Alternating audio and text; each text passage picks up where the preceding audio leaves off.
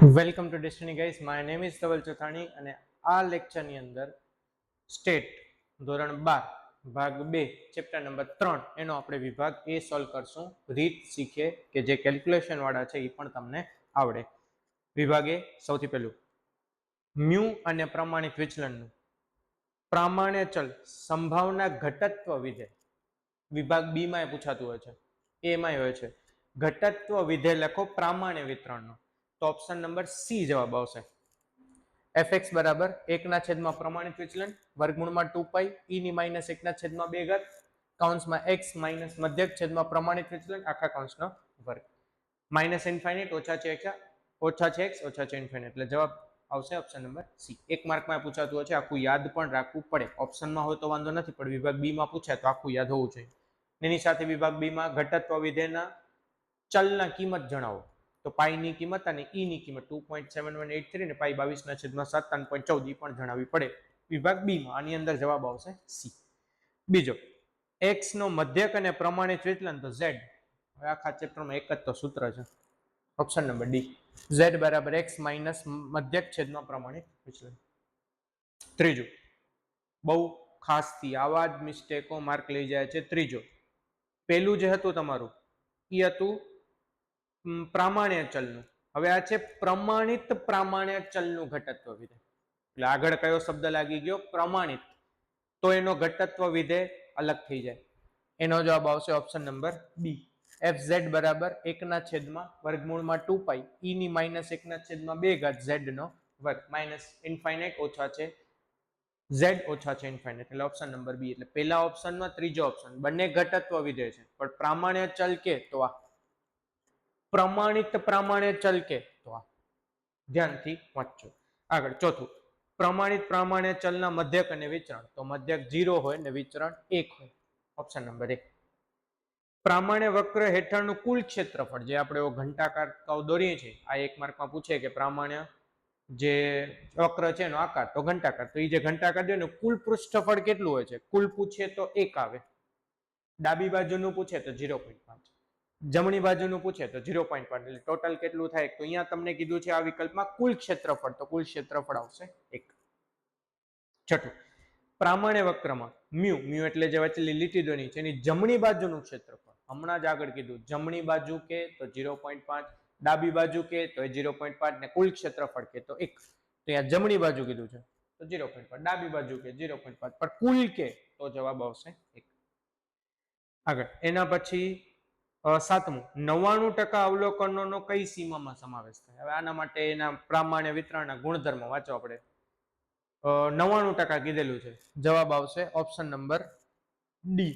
Mu plus minus 2.575 પ્રમાણિત વિચલન. ગુણધર્મ વાંચી લે, એનામાં કિંમતો દીધેલી છે. આઠમું પ્રામાણ્ય વિતરણ સામાન્ય રીતે આઈએમપી છે. કેટલા ટકા અવલોકનો P mu plus minus standard deviation, એટલે મધ્યક પ્લસ માઇનસ પ્રમાણિત વિચલનની સીમામાં હોય એવો જવાબ. એના માટે પણ ગુણધર્મ ઓપ્શન નંબર સી 68.26%. આગળ પ્રામાણ્ય ચલ માટે સરેરાશ ચલની કઈ કિંમત છે? તો સરેરાશ વિચલન એનો સૂત્ર આવડો જોઈએ, દાખલામાં આવ્યો છે. સરેરાશ વિચલનનું સૂત્ર સાથે 4/5 ગુણ્યા પ્રમાણિત વિચલન. પણ અહીંયા વળી ધ્યાન રાખજો, દર વખતે બોર્ડમાં લગભગ સુધી પૂછાતું હોય છે. જો પ્રમાણિત પ્રામાણ્ય ચલ કે તો પછી આ પાછળનું જે પ્રમાણિત વિચલન છે એ નીકળી જાય. એટલે જો ખાલી પ્રામાણ્ય ચલ માટે સરેરાશ વિચલન કે તો 4/5 ગુણ્યા પ્રમાણિત વિચલન. પ્રમાણિત પ્રામાણ્ય ચલ માટે સરેરાશ વિચલન કે તો ખાલી 4/5. ધ્યાનથી લખજો, એના જેવું જ છે 10મું. એનામાં તમે જુઓ 10મું પ્રમાણિત પ્રામાણ્ય ચલ, આગળ શબ્દ પ્રમાણિત લાગ્યો છે, ને ચતુર્થક વિચલન. ચતુર્થક વિચલનનું સૂત્ર થાય 2/3. પ્રમાણિત શબ્દ છે એટલે પાછળનું જે આપણે સ્ટાન્ડર્ડ ડેવિએશન પ્રમાણિત વિચલન લખીએ છીએ નહીં આવે, ત્યારે આગળ પ્રમાણિત શબ્દ, કેમ કે બંનેના ગુણધર્મ અલગ અલગ છે ચોપડીમાં. પ્રામાણ્ય ચલના અલગ છે, પ્રમાણિત પ્રામાણ્ય ચલના અલગ છે, આગળ પાછળ પેજ ઉપર છે. તો આ પ્રમાણિત છે, પ્રમાણિત ચતુર્થક કે તો જવાબ આવશે ખાલી 2/3. પાછળ પ્રમાણિત વિચલન નહીં આવે, ખાસ મગજમાં રાખજો ને, કાંઈ એક માર્ક જતું રહેશે. ને એમ કે પ્રામાણ્ય ચલ માટે તો 2/3 ગુણ્યા પ્રમાણિત વિચલન. એટલે આગળ પ્રમાણિત હોય તો પાછળનું જે પ્રમાણિત વિચલન છે એ નીકળી જાય, ને ખાલી પ્રામાણ્ય ચલ હોય તો એ રહે. અહીંયા ધ્યાન રાખવાનું છે, નકા માર્ક જતો રહેશે. આગળ 11મું ગણતરી વાળું છે, મેં ગણતરી અહીંયા કરીને બતાડી છે. પ્રામાણ્ય વિતરણ માટે મધ્યક અને પ્રથમ ચતુર્થક આપેલા છે અને ત્રીજો ચતુર્થક શોધવાનો છે. હવે પ્રમાણ્ય વિતરણમાં મધ્યક, મધ્યસ્થ અને બહુલક ત્રણેય સેમ હોય. મધ્યક કયો, મધ્યસ્થ કયો કે બહુલક કયો, પ્રમાણ્ય આ જ ચેપ્ટર માટે. તો એનો સૂત્ર છે Q3 + Q1 / 2. મધ્યકનો આજ, મધ્યસ્થનો આજ ને બહુલકનો પણ સેમ, પણ આ જ ચેપ્ટર માટે પ્રમાણ્ય વિતરણ માટે. હવે એનામાં મધ્યકનો જવાબ આપેલો છે 11, તો x બાર ની જગ્યાએ 11. Q3 તમને ત્રીજો ચતુર્થક શોધવાનો છે. પ્લસ Q1 પ્રથમ ચતુર્થક દાખલામાં 3 આપેલો છે ને ભાગ્યા 2 સૂત્રના. સિમ્પલ ગણિત, સિમ્પલ મેથ્સ.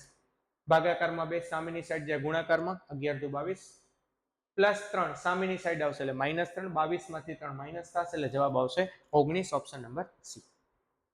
નેક્સ્ટ 12મું એક પ્રામાણ્ય વિતરણ માટે સરેરાશ વિચલનની અંદાજ કિંમત. બહુ સારો એવો પ્રશ્ન, MCQ માટે પણ ને મોટા દાખલા માટે પણ.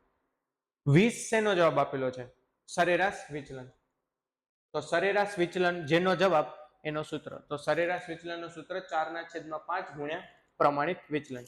સરેરાશ વિચલનનો જવાબ કેટલો આપેલો છે? 20. 4/2 પ્રમાણિત વિચલન. બહુ ખાસ ધ્યાનથી જોજો. ગુણાકારમાં 4/5 સામેની સાઈડ જાય તો વ્યસ્ત થઈ જાય 5/4 એટલે 4 × 25 ને 5 × 25. આ તમને શેનો જવાબ મળ્યો? પ્રમાણિત વિચલન. પણ તમને શું પૂછ્યું છે? પ્રમાણિત વિચલન પૂછ્યું છે? ના, તમને પૂછ્યું છે ચતુર્થક વિચલનની કઈ કિંમત થાય. તો પ્રમાણિત વિચલન મળી ગયો. હવે એને ચતુર્થક વિચલનના સૂત્રમાં મૂકી દેવાનું. ચતુર્થક વિચલનનું સૂત્ર 2/3 ગુણ્યા પ્રમાણિત વિચલન. આ છે ચતુર્થક વિચલન. એના સૂત્રમાં તમે મૂકી દો એટલે તમને જવાબ મળી જશે. તો 2/3 ગુણ્યા પ્રમાણિત વિચલન આ એનો સૂત્ર છે. સરેરાશ કે તો આ, ચતુર્થક કે તો આ. 2/3 ગુણ્યા પ્રમાણિત વિચલન તમને ઉપર મળી ગયું 25. તો 25 દુ 50/3 એટલે ઓપ્શન આવશે ઓપ્શન નંબર ડી. એ તમારો જવાબ. પછી 13મું પ્રમાણ્ય પ્રાપ્તાંક. હવે તો સિમ્પલ દાખલો. સૂત્ર આપણો one and only z = x - μ / પ્રમાણિત વિચલન. x દાખલામાં કેટલો આપેલો છે? 25. મધ્યક દાખલામાં કેટલો આપેલો છે? 20. પ્રમાણિત વિચલન કેટલો આપેલો છે? 5. તો 25 માંથી 20 જાય તો 5, 5/5 એટલે 1. એ તમારો જવાબ. પછી 14મો થોડોક ટ્વિસ્ટેડ, z નો જવાબ આપી દીધો છે એની અંદર. જે આપણે સૂત્ર લગાણી એ થોડુંક ટ્વિસ્ટ છે. મધ્યક આપેલો છે, x આપેલો છે. થોડોક ટ્વિસ્ટેડ જોજો, નહીં તો મિસ્ટેક થવાની સંભાવના આ MCQ ની અંદર રહે છે. તો z ની પ્રાપ્તાંકની કિંમત 2.5. તો z ની જગ્યાએ -2.5. x આપેલો છે તમને 25. મધ્યક તમને આપેલો છે 50. છેદમાં પ્રમાણિત વિચલન સૂત્રમાં જેમ છે એમ. ભાગાકારમાં પ્રમાણિત વિચલન સામેની સાઈડ જાય તો ગુણાકારમાં 6 નથી, પ્રમાણિત વિચલન છે. -2.5 ગુણ્યા પ્રમાણિત વિચલન 25 - 50. 25 માંથી 50 જાય એટલે -25. ગુણાકાર સામેની સાઈડ જાય તો ભાગાકાર. માઇનસ ઉપર નીચે પ્લસ થઈ જશે. 25/2.5 એ જવાબ આવશે 10. પણ એ જવાબ કેનો આવ્યો? પ્રમાણિત વિચલન સ્ટાન્ડર્ડ ડેવિએશન. MCQ વાંચો, તમને વિચરણ કીધેલું છે. તો પ્રમાણિત વિચલન કરી નાખે ત્યાં તો જવાબ 10 આવે, ઓપ્શન નંબર 1. પણ તમને કીધેલું છે વિચરણ. વિચરણ એટલે પ્રમાણિત વિચલનનો વર્ગ કરવો પડે. તો પ્રમાણિત વિચલન 10 મળ્યો, એનો વર્ગ 10 × 10 એટલે 100 કરવો પડે. એટલે તમારો જવાબ આવશે ઓપ્શન નંબર બી. શું કામ વર્ગ કર્યો? કેમ કે દાખલાની અંદર MCQ ની અંદર વિચરણ પૂછેલો છે. વિચરણ એટલે પ્રમાણિત વિચલનનો વર્ગ થાય. અને છેલ્લો 15મો આ પણ વિચારવા જેવો. ઓલમોસ્ટ છોકરાઓ ગોખીને મૂકી દેતા હોય છે. કેવી રીતે રીત થાય જોજો. પ્રામાણ્ય વિતરણ n 20 અને 4. તો જે 20 છે એ મધ્યક છે, 4 છે એ વિચરણ છે. તમને કીધેલું છે 99.73. વળી એનો સૂત્ર 99.73 ઉપર μ - 3 સ્ટાન્ડર્ડ ડેવિએશન પ્રમાણિત વિચલન, μ + 3 સ્ટાન્ડર્ડ ડેવિએશન. આ એનો સૂત્ર છે. μ એટલે મધ્યક આપેલો છે 20, -3 સૂત્રમાં છે. હવે અહીંયા પ્રમાણિત વિચલન છે. દાખલામાં 4 શું આપેલો છે? વિચરણ. પ્રમાણિત વિચલન ગોતો તો આનો શું કાઢવાનો? વર્ગમૂળ. એટલે પ્રમાણિત વિચલન કેટલો મળશે? 2. એટલે 4 નો વર્ગમૂળ 2. એ 2 શું મળ્યું? પ્રમાણિત વિચલન. ને આ દાખલામાં શું આપેલો છે? વિચરણ. એટલા માટે અહીંયા 4 ની લગાડવાના. કેટલા લગાડવાના? 2. બસ આ એક ટ્વિસ્ટ છે. અહીંયા મૂકી દો 2. 3 દુ 6. 20 માંથી 6 જાય તો 14. અહીંયા 20 માં 6 ઉમેરો એટલે 26. એટલે જવાબ આવશે ઓપ્શન નંબર સી, 14 અને 26. એટલે ધ્યાન શું રાખવાનું છે? આ જે 4 આપેલું છે વિચરણ છે. તમને 99.73 વાળામાં જે સૂત્ર છે એનામાં પ્રમાણિત વિચલન છે તો પહેલા એનો વર્ગમૂળ કાઢી લેવાનો, પછી સૂત્રમાં મૂકી દો એટલે તમને જવાબ મળી જશે. આ છે તમારું ચેપ્ટર નંબર 3. આની અંદર પણ ઘણા બધા દાખલામાં ગણતરીઓ કરેલી છે, એ ખાસ તમે એકવાર જોવું હોય તો જોઈ લેજો.